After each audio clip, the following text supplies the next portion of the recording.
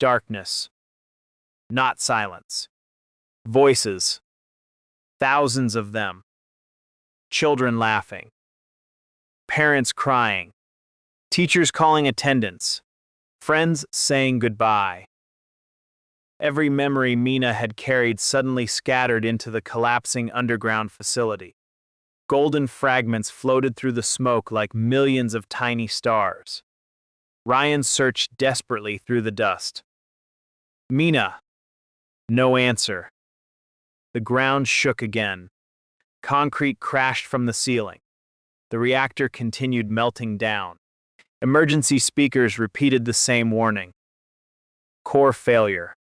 Evacuate immediately. Ryan ignored it. He dug through the rubble with his bare hands. Mina.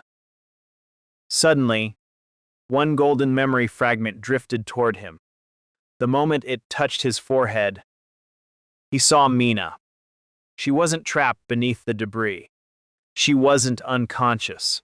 She was standing inside an endless white world, surrounded by thousands of people. Every subject, every victim of Project ASTER. They all looked at her, waiting. A little girl stepped forward. Then an old woman. Then Lucas as a child. Then Emily.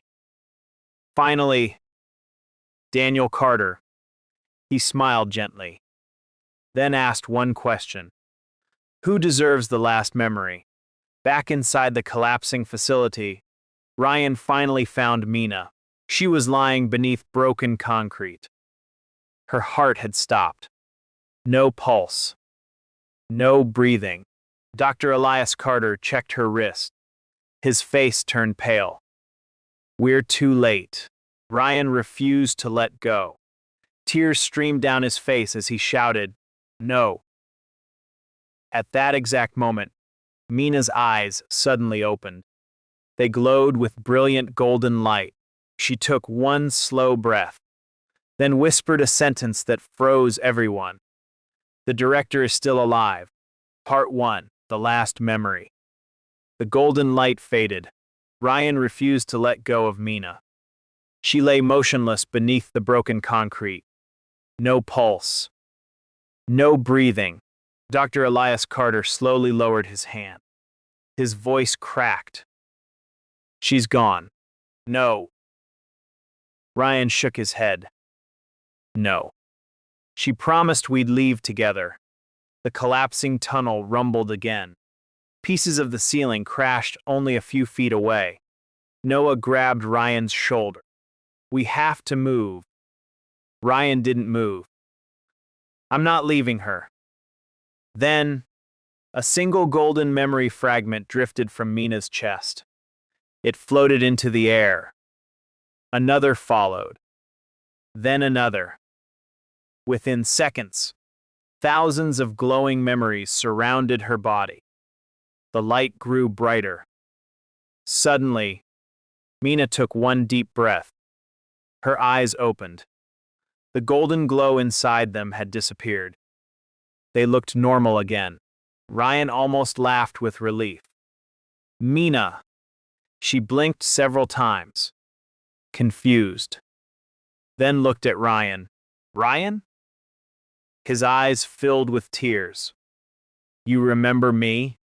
She smiled weakly. I never forgot. Dr. Carter frowned. The transfer. Ryan looked at him. What about it? The old scientist examined Mina carefully. The memories. They're gone. Mina slowly sat up. She closed her eyes, trying to hear the thousands of voices that had filled her mind only moments before. Nothing. Only silence. Emily was gone. Daniel's voice was gone. The subject's memories were gone. She whispered, I can't hear them anymore. Dr. Carter smiled for the first time in years. They've returned.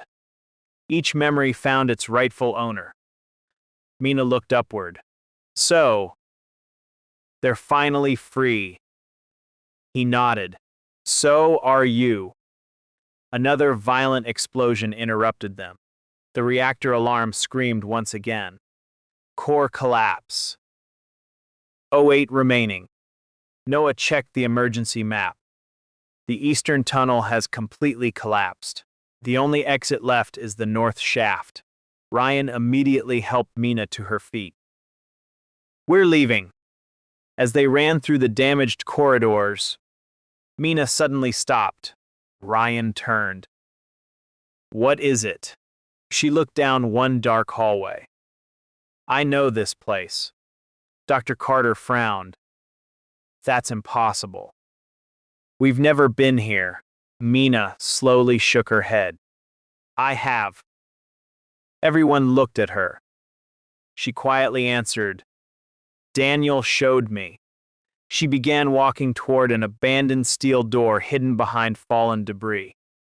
The words on the rusted sign had almost disappeared. Only one line remained readable. Observation Room 01. Dr. Carter froze. Oh.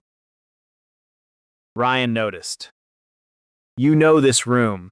The old scientist nodded slowly. It was sealed 20 years ago. Mina placed her hand on the scanner. It shouldn't have worked. The facility had no power. Yet, the scanner flashed green. Identity verified. Welcome, Mina. The steel door slowly opened. Inside, the room was untouched. Dust covered every surface. Old computers. Broken medical equipment. Children's drawings taped to the walls. A faded birthday banner. Ryan frowned. This doesn't look like a laboratory. It isn't. Dr. Carter whispered. It was their home. Mina slowly walked deeper into the room. She stopped in front of a wooden shelf. On it sat dozens of framed photographs. Children smiling. Scientists laughing. Birthday parties. Christmas celebrations. None of them looked like prisoners. None of them looked like experiments. Ryan quietly asked, What happened here? Dr. Carter answered with tears in his eyes. Before the director took control, Daniel wanted Aster to be a place where the children could heal. He wanted to erase trauma, not identities. Mina picked up one photograph. Daniel stood in the middle. Emily beside him. Lucas as a little boy. Several other children. Everyone smiling. Written across the bottom, our family. Mina gently traced Daniel's face with her finger. He really believed he could save them. Dr. Carter nodded. He never stopped trying. Suddenly, a hidden projector switched on by itself. Static filled the room. Ryan instinctively stepped in front of Mina. Then Daniel Carter appeared. Older. Tired. But smiling. If you're seeing this, then you've reached the only room the director never found. Mina whispered. Another message. Daniel looked directly into the camera. Mina, if you're alive, then you've already done what I couldn't. He smiled proudly. You gave everyone their memories back. Ryan glanced at Mina. She lowered her eyes. Daniel continued. But one memory never belonged to the archive. The room became silent. Daniel slowly reached into his pocket. He held up a small silver locket. Inside, a photograph of Emily. On the back, one sentence was engraved. The last memory must be chosen. Ryan frowned. What does that mean? Before anyone could answer, every light inside the room suddenly went out. Complete darkness. Then, one emergency monitor flickered back to life. A live camera feed appeared. The director stood outside the facility. Alive. Uninjured. He calmly looked into the camera. Then smiled. Behind him, Hundreds of police vehicles surrounded Westbridge High. The director quietly spoke. They think they've come to save you. He looked toward the approaching officers, then back at the camera. They have no idea. They're walking into my final experiment. The screen went black. Part 2, the final experiment. The screen went black. Silence filled observation room 01. Ryan looked at the empty monitor. He's alive. Noah clenched his fists. He planned this. Dr. Elias Carter slowly nodded. The director always had a backup plan. Suddenly, police radio transmissions echoed through the room. One emergency monitor switched on automatically. Live helicopter footage appeared. Dozens of police vehicles surrounded Westbridge High. SWAT teams entered the campus. Medical crews waited outside. Reporters gathered behind the barricades. Ryan sighed with relief. It's over. But Mina didn't smile. She was staring at the screen. Something felt wrong. Without warning, every police officer suddenly stopped moving. Exactly at the same time. One by one, they slowly turned toward the school. None of them spoke. None of them reacted to the radio. Dr. Carter whispered. Ryan frowned. What is happening?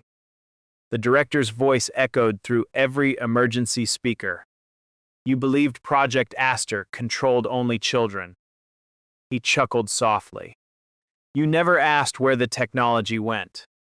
A red warning appeared across every surviving monitor. Project ASTER. Phase 2 activated. Noah's face turned pale. There were more experiments. Dr. Carter closed his eyes. The neural implants. Ryan looked at him. What implants? The old scientist answered quietly. 5 years ago. The director secretly moved ASTER beyond the laboratory. He implanted prototype neural chips into selected adults. Police, doctors, judges, government officials. They never knew. Ryan stared at the screen in disbelief. So, they're all subjects. Dr. Carter slowly nodded. They've been waiting for one signal. The director appeared again, this time standing on the roof of Westbridge High. Behind him, a massive communications tower rose from the center of the campus. Ryan recognized it immediately. The school antenna. Dr. Carter whispered, "It isn't an antenna. It's a transmitter." The director smiled. When the reactor exploded, everyone assumed ASTER died. He looked directly into the camera. But the reactor wasn't the experiment. You were. Mina suddenly grabbed her head. A sharp ringing filled her ears. Ryan caught her. Mina. She looked terrified. I hear it. Hear what? The signal. She covered her ears. It isn't sound. It's memories. Thousands of broken voices echoed inside her mind. Fragments of the transfer. Fragments that had never completely left. Dr. Carter realized the truth. The director synchronized the neural implants. Using the archive, the director continued speaking. One command. One transmission. One memory. And the entire city obeys. Outside, the police officers slowly raised their weapons. Not toward the school. Toward each other. Chaos erupted. People screamed. Reporters ran. Emergency vehicles crashed into one another. Ryan stared in horror. He'll start a massacre. Mina suddenly remembered Daniel's final recording. The last memory must be chosen. She whispered, "The locket." Ryan immediately pulled the silver locket from the observation desk. Inside Emily's photograph, he noticed something hidden beneath it, a tiny memory chip, no larger than a fingernail. Dr. Carter gasped. Noah inserted the chip into the room's old projector. Static filled the walls. Then, a final encrypted recording appeared. Daniel Carter smiled gently. I knew he would survive. If you're watching this, then the director has activated Phase 2. Ryan leaned closer. Tell us how to stop him. Daniel nodded. There is only one way. The screen displayed the communications tower. The transmitter cannot be destroyed. The signal would continue for several minutes. Ryan frowned. Then what do we do? Daniel answered quietly. Replace it. A blueprint appeared. Hidden beneath the tower, a second transmitter. Smaller. Older. Never connected. Daniel continued. I built an emergency counter frequency. It carries one memory. Only one. Mina whispered. The last memory. Daniel smiled. Exactly. The first memory every subject ever had. Hope. Not fear. Not control. Hope. Dr. Carter understood immediately. If we transmit that memory, Ryan finished the sentence. The director loses control. Suddenly, a loud metallic impact echoed outside observation room 01. Someone was approaching. Heavy footsteps. Slow. Deliberate. Closer. Closer. Then they stopped. The steel door shook violently. Once. Twice.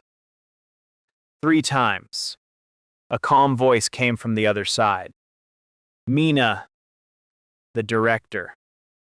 I know Daniel told you about the counter frequency. Silence. He continued. But he forgot one detail. Ryan quietly aimed his weapon toward the door. The director smiled. You need someone to stay behind. To activate it manually. Everyone inside the room froze. Dr. Carter slowly looked toward the blueprint. The director was right. There was no remote activation. Someone had to remain inside the transmission chamber until the tower overloaded. There would be no escape. Only one person could activate the final signal. Only one. The steel door began bending inward. The director's shadow appeared beneath it. His voice echoed one last time. So, who will make the final sacrifice? Part 3, the last choice. The steel door groaned. Another powerful impact echoed through observation room 01. The hinges bent inward. Dust rained from the ceiling. Outside, the director waited. Perfectly calm. Perfectly patient. Ryan checked the blueprint again. His face slowly lost all color. He was telling the truth. Dr. Elias Carter quietly nodded. The emergency transmitter must be activated manually. Ryan looked toward the tunnel leading to the communications chamber. There isn't another way. Noah searched every remaining system. Nothing. No. Silence filled the room. Everyone understood. One person had to stay behind. The transmitter would overload. The entire chamber would be destroyed. Whoever activated it would never return. Ryan stepped forward first. I'll do it. Mina answered immediately. Ryan looked at her. You finally got your life back. I'm not losing you now. Before they could argue, Dr. Carter slowly removed his glasses. His hands trembled. It should be me. Ryan shook his head. The old scientist smiled sadly. I helped build ASTER. I helped create the system that destroyed so many lives. He looked at Mina. I've been trying to earn forgiveness ever since. Noah stepped beside him. We're wasting time. The emergency countdown flashed across every screen. Transmission window. Zo 32. Suddenly, the steel door burst open. The director calmly walked inside. Smoke drifted behind him. His black suit was torn. A cut bled across his forehead. Yet he smiled. I've missed this room. He looked around at the children's drawings still hanging on the wall. Daniel always believed this place represented hope. He gently touched one faded picture. I always knew it represented failure. Ryan raised his weapon. Don't move. The director didn't even look at him. Instead, he looked only at Mina. You still hear them. She remained silent. The memories. They're not completely gone. Mina slowly nodded. They're fading. The director smiled. They never will. He took another step. I know what you're planning. The counter frequency. It won't destroy me. It will only wake everyone. Ryan frowned. That's exactly the point. The director laughed quietly. No. You've misunderstood. He pointed toward the blueprint.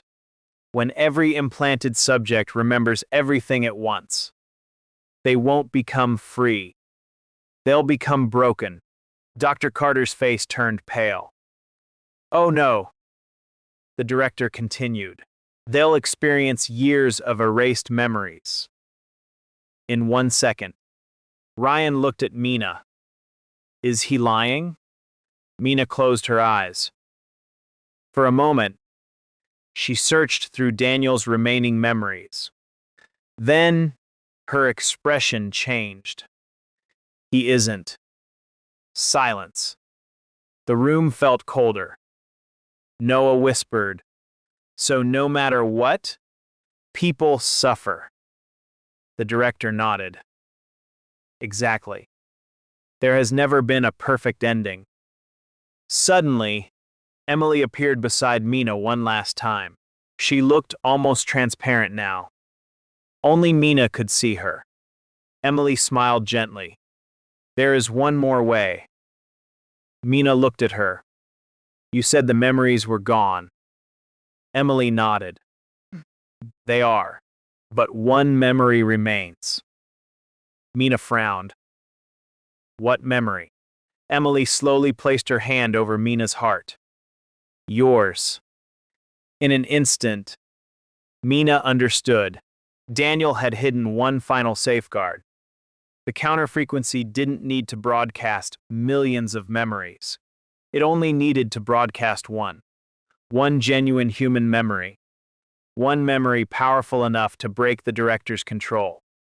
A memory of love, of trust, of hope.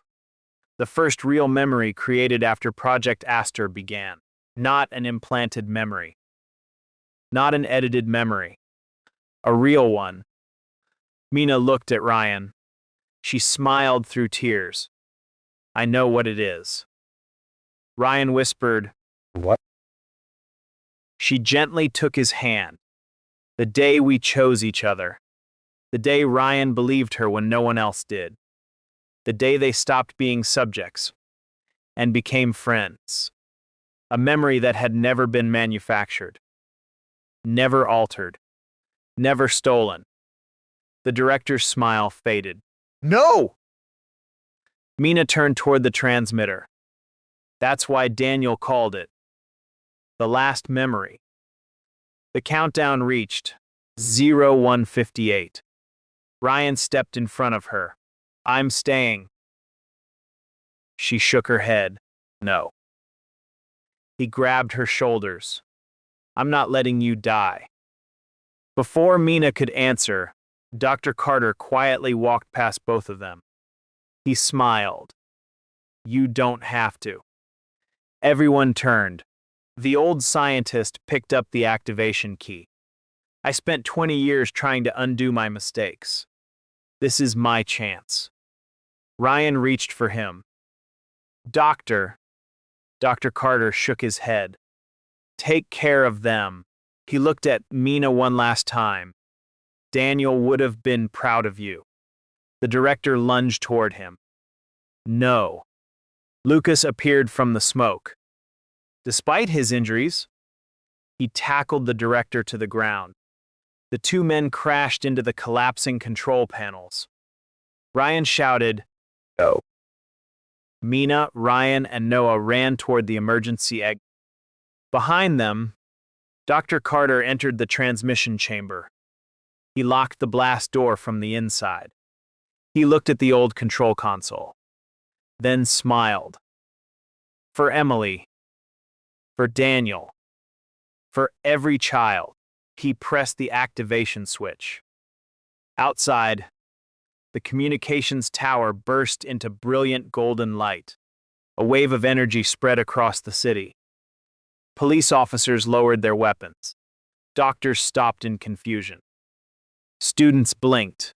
Parents embraced their children. One by one, every implanted subject remembered who they truly were. Not through pain, but through hope. Inside the chamber, Dr. Carter looked at Daniel's old family photograph. He whispered, "We're finally finished." The overload alarm sounded. White light consumed the room. Outside, the underground facility collapsed forever. The communications tower shattered.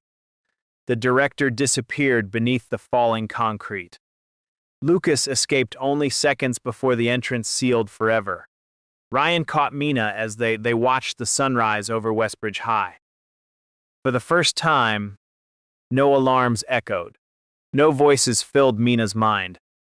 Only birds singing. She smiled softly. It's quiet. Ryan smiled back. That's what peace sounds like. The camera slowly pulled away from the ruins of Project ASTER. But deep beneath the collapsed foundation, a tiny emergency server flickered to life. Its cracked screen displayed one final message. Unknown memory detected. Then, the screen went dark. Ending. For the first time in 20 years, Westbridge High was quiet. No alarms. No helicopters. No sirens. Only the sound of birds singing. The entrance to the underground Astor facility had completely collapsed. Steel. Dust. Everything that remained of Project ASTER was now buried beneath the earth. Forever. 3 weeks later, the investigation officially ended. The world finally learned the truth. News broadcasts revealed the existence of Project ASTER.